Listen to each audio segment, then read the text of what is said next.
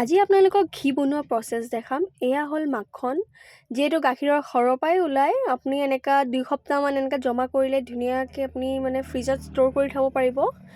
তাৰপিছত ধুনীয়াকৈ গলাই কেনে এনেকুৱা আপুনি খুব ফেটিব লাগিব। এনেকুৱা উইস্ক কৰি থাকিব যেতিয়ালৈকে মানে এই বেটাৰটো একদম এটা ছফ্ট স্মুথনেছ এটা আহি নাযাওক, যাতে পানীটো এক্সট্ৰা হৈ নাযাওক। যিহেতু মই পানী নিদিয়াকেই মই উইস্ক কৰি আছোঁ, তো আপোনালোকে চেষ্টা কৰিব পানী নিদিব। চাইছেনে, পানী নিদিয়াকৈ এনেকুৱা উইস্ক কৰোঁতে যোনটো ৱাটাৰ থাকে নিজে ডিছল্ভ হৈ আছে। আৰু এই চাওক, মই বহাই দিলোঁ গেছতেই, আৰু এই চাওকচোন কি ধুনীয়াকৈ মানে চায়ে কিবা এটা বহুত ধুনীয়া লাগি আছে, চাইছে।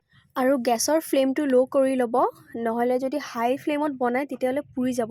চাইছেনে, এনেকুৱা ঘূৰাওঁতে চাওক ঘি লাহে লাহে আপোনালোকে দেখা পাইছেই ওলাই গৈছে। তাৰপিছত এনেকৈ ল' ফ্লেমত এনেকৈ কৰিয়ে থাকিব। আৰু কিবা এটা বস্তু যদি এনেকৈ ধুনীয়াকৈ ঘৰত বনায় কিমান ভাল লাগে।